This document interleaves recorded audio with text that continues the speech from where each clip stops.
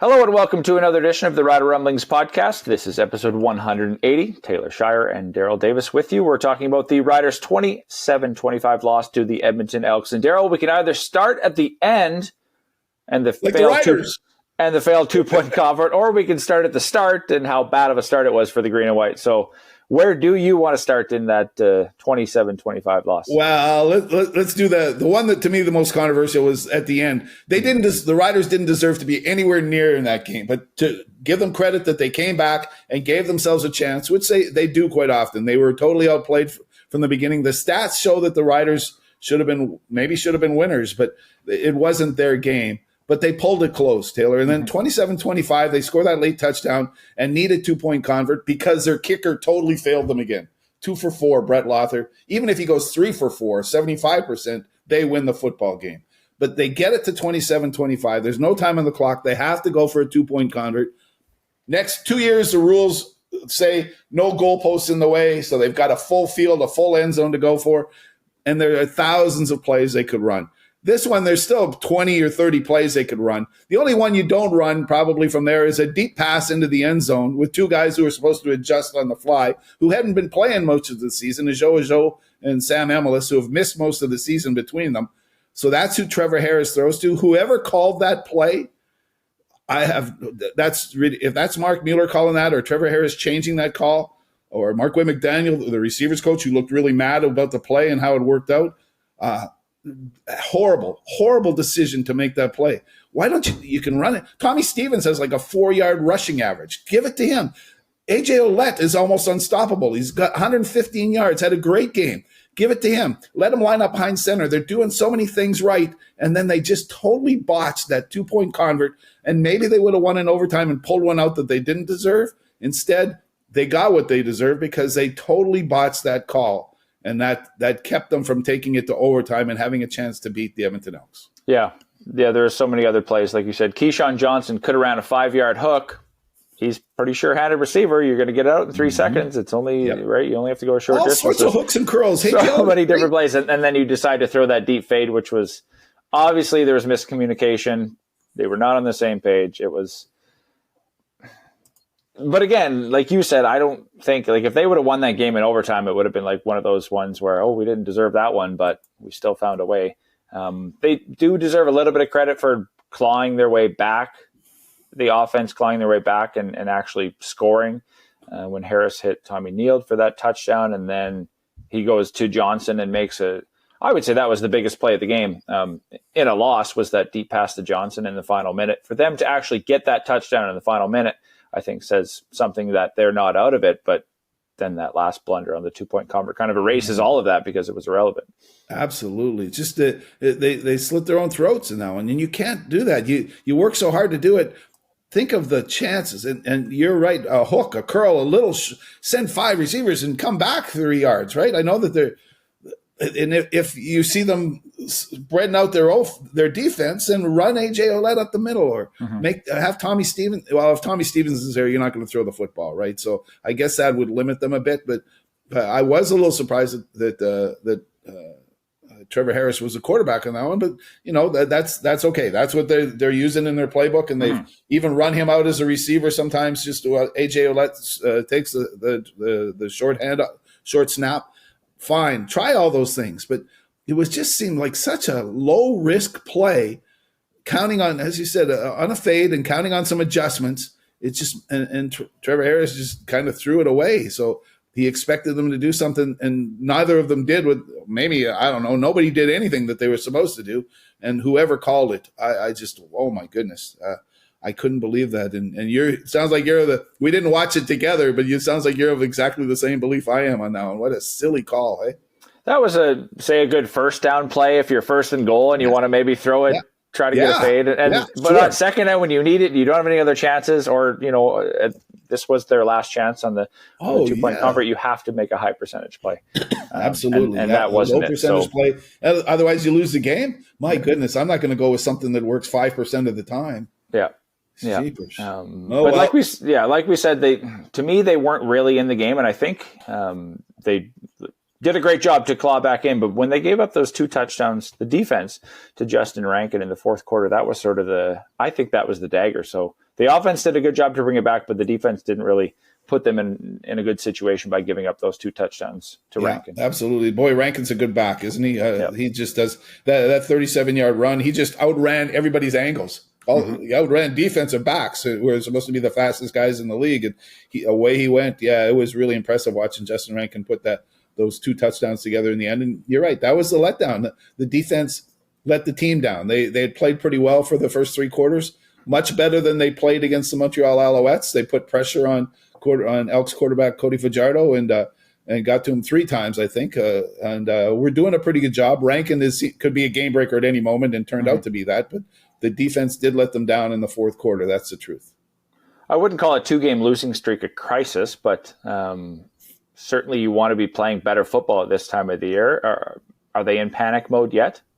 Not yet, but if they were to lose in Ottawa, then I think I was going to set this up to the next question. If they lose in Ottawa, do you change your train of thought on that? Because then you start panicking a little bit. But here's my suggestion.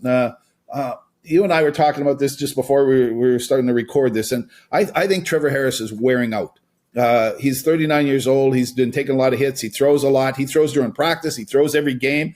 That he's hitting maybe not a total wall, but he hasn't. His stats show that he's okay. But to me, there's no zip on his ball these days. He's slowed down a little bit, and I think he needs a break. He told the reporters that he overthrew during a bye week. Has some shoulder stiffness. It seems to be showing in his passing game. And I know that this team, if they're going to win a Grey Cup, has to get a great performance out of him. He's the guy. I have no doubt he's the quarterback, but they can't get him out of games sometimes. He refuses to come out of games. It's always a scene to pull him out of a game. And we admire his competitiveness, but they got to do it. They got to rest him just a little bit, get him fresher again.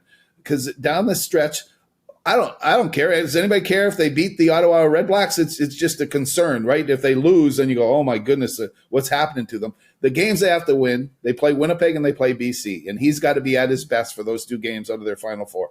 I know they think they got to win every game, but my suggestion is maybe rest them against Ottawa, or at least rest them a little bit, or rest him during the weeks when he knows the offense so well, he doesn't have to be in there every single snap. Let Jake Mayer take a little bit, run the offense during practices, maybe run the offense most of the game against Ottawa. But just get Trevor Harris rested and refreshed because he's the key to them winning a Grey Cup. So I think he needs to get a bit of a break. He won't like it, and maybe they're not going to listen, but that would be my suggestion. Load management's a big thing these days, right? Especially when you see it in the NBA. Even football teams are now doing it. Pull your guy back a little bit and just let him have a bit of a rest. And I think it'll really help him down the stretch, and they need him down the stretch. Yeah, I don't think they should do that this week. I think coming off of 2 losses, I don't think pulling your starting quarterback and resting him, not pulling him, but resting him would be a wise decision. However, if they win against Ottawa, then yes, against Toronto the following week, sure, that's a great idea. Mm-hmm. Then he comes back for the 2 final games against Winnipeg and BC. You're worried about them cycling down into a bad hole if they lose 3. If they manage to lose this game against Ottawa, and optics, you don't really want to say, oh, we're resting our quarterback after 2 straight losses. So let him go, let him throw for 300 yards, a couple touchdowns, get a win, and then say, okay, you're feeling whatever. We're going to give you this week off against Toronto, so that's in 2 weeks, and then we'll get you ready for that game against Winnipeg. And then who knows what the standings look like for that final week of the season against BC. Is that game going to be meaningful, meaningless? You want to have him potentially ready to play potentially a game to clinch first place. Who knows what that's going to be? Yeah. Or maybe that game doesn't mean anything, and then you can go to Jake Mayer in 2 of the final 3 weeks of the season. Mm-hmm. That, to me, would make more sense than although he might need the rest more right now, giving him another week and then resting him against Toronto would make more sense. Do you see the same thing? Do you think the same thing, that he's tired, that he looks a little bit exhausted? Yeah, and we haven't talked about the 2 interceptions that he threw on the first drive of the game. I don't know if I've ever seen a quarterback throw 2 picks on the first drive. Yeah, you think, you throw your first pick, okay, let's be a little bit more careful this time, but 2 throws later, his next throw, 2 plays later, he threw a pick. So I don't know. That'd be a good CFL stats question. Has a quarterback ever thrown 2 interceptions on the opening drive of the game? They were fortunate to get it back. They were also fortunate it didn't cost them anything. Yeah. But he certainly didn't have it early. He looked better late. But when you talk about the zip on the ball, he's just not he's still precise. for the most part. He's not going to make 100% of his throws, and he showed that late with a couple of nice throws. But yeah, the zip is missing a little bit. You are right about that. I think so too. Yeah. So that costs them a little bit. You're right. The interceptions, turnovers. The other thing that cost them, and you noted it pretty clearly in your pieces, that mistake. You and I don't pick on the officials very much, right? We're pretty good about that. But except the God Center, I still think it's a complete waste of time. But that's okay. The God Center actually got the call right when they reviewed it. Yeah. But the mistake was made on the field when the Roughriders forced a fumble, and Cozy Onyeka picked it up, ran it for a touchdown. The whistle had gone. You could hear the whistle sounding before the fumble, basically. They reviewed it, or they originally kept the ball with Edmonton, but Corey Mace, the Riders coach, challenged it. The God Center got it right and said, yes, it was a fumble. The Roughriders get it, but because the whistle had blown, everybody stops. They only get possession here. It cost them because they didn't get the touchdown, and then they ended up getting a field goal on the drive. So that was a 4-point swing, all because of a mistake made by the on-field officials. And they needed every break they could get in that game, but at least they got it right. But still, hey, I think that hurt them too, hey? Yeah, that's not why they lost the game, and I did write about that. But I thought the officials had been directed to not blow it down unless you're absolutely sure. And even on that, was it the first 2-point convert attempt when I don't think his forward progress was necessarily stopped. They were pushing the pile, and they blew it down, and he was short. That to me was sort of an early whistle. Definitely the fumble was actually the wrong call during the actual game, but for them to whistle it down early too, that was a bit of a mistake. Because they've been told to let the play run out. We've seen that lots. We saw it in the preseason during that awkward play with Winnipeg. It was clearly an incomplete pass, but it ended up somebody ended up running back for a touchdown. Yeah. So that was this directive to let the play out. A late whistle is fine, right? Didn't happen. That it was an unfortunate play. And it ends up costing you some precious seconds too, right? Because you don't get that time back. Yeah. Right? They don't reset the play, do they? They don't reset the clock from where, as far as I know, they don't reset it from when the whistle blew, or right? I guess the whistle had blown. No, the whistle blew, so the time was irrelevant. Yeah, but Cozy Onyeka had to run it back, and it ended up costing them because any break the Riders could have had in that one, thrown a better or played better the 2-point convert, or the kicker makes one more field goal, gets even a 75% average rate. He's kicking in the 60s again. You know what threw me on that one? Mary Alford has been underperforming lately since he's been back from injury as a returner. Joe Couch hasn't been punting very well. He's still, I think, the bottom punter for averages in the league. So they make those two changes on special teams. But Brett Lothar, their experienced kicker, is by far and away the poorest kicker in the league right now at 60%, and they don't make that change. That change costs them. The new punter was pretty good. Sean Bain Jr. did a pretty good job replacing Alford, yet they don't change Lothar. And we've talked a lot this year, you and I have on the podcast here, Taylor, about Lothar hasn't cost them really a game before. This game, he cost them.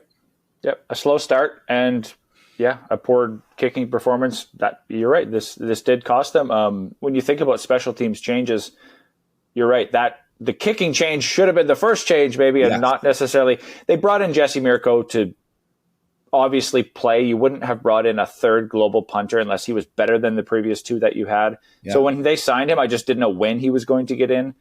He looked great, averaged over 50 yards. He's probably going to stay for Joe Couch.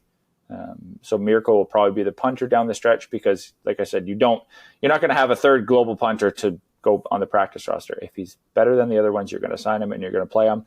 Sean Bain in for Mario Alford was kind of a head scratcher to me. I thought Alford has been fine since his return from injury. I don't know. I've never seen anybody run a field goal return backwards into a safety. I guess he's had a couple of blunders. Yeah, that's true. He has had a couple of blunders, but he's still showing that game-breaking ability. As good as Bain is, I thought he was a little tentative. He was a little left to right too much. Catch the ball. It takes a special person to be a punt returner. You have to be fearless. You have to just run straight and hope that your blockers do their job. You can't really wait. Sometimes you can wait for a hole and look to see how it develops, but oftentimes you just need to catch it and go. get that 10 yards, get that 15 yards, and maybe you do get a good block at a hole. So it'll be interesting to see what they do with that position moving forward, and whether that's just a load management situation for Alford. And now that Brett has sort of cost this team, do they make a change this week? Boy, I keep thinking that they've left it too long. They've just got an unproven kid in Campbell Fair on the practice roster. To make that move for one game and say load management and Campbell Fair is going in, and then you've still got Brett Lothy there, I think that's unfair to the kid who's going to be watched over and say, you know what, this is my opportunity, but if I miss one, then I'm being replaced again. It's not load management that's wearing down Brett Lother. He just seems to have lost his accuracy. And when that happens, I think you have to make a change. But I think it's too late now. If you put in a kid for the last 4 games of the regular season and then the playoffs, that's a pretty high pressure situation. I think most teams would say it's better for us to have a guy like Brett Lother, who over his career is still an 80% kicker, than it would be to put in a young guy. So I wrote earlier, a couple of weeks ago, that it's too late for them to make a change. They're still basing their decision on his career percentage, and I think that's the way they're going to stay. That could change. We're recording this Monday morning, so maybe we'll show up at practice, or we'll see later in the week that they've made a trade or they've made a huge change. But right now, I don't think they're going to do anything. Do you? I could see Campbell Fair getting into a game similar to Trevor Harris. Just give Brett the week off, and you don't have to say, okay, Campbell Fair, you're our kicker for the next stretch and the playoffs. You just take it one game at a time. You say, okay, where's our confidence with Brett? Where's our confidence with Campbell Fair? Bring Brett down a little bit, let him reset physically, mentally, all that and the other. Let Campbell kick. If he's great and goes 5 for 5, 2 for 2, whatever, keep him in. If he maybe struggles, then go back to Brett. Say, you have a second chance. This is your chance at redemption. But if Campbell Fair provides a spark, similar to a backup goalie, you just run with a hot hand, right? So if he comes in and is able to kick, stick with him. So I think this week is the week they should make a change at kicker, and then wait next week till they make a change at quarterback, and then figure it out for that game against Winnipeg in 3 weeks from now. Because that game might mean a lot when it comes to the standings once these next 2 weeks play out in the CFL. The Riders have 2 Eastern teams, don't really need to. They would certainly like to win, don't need to win based on how the standings are going to shake out. They certainly want to beat. I think they have to beat Ottawa this week. And then who knows against Toronto.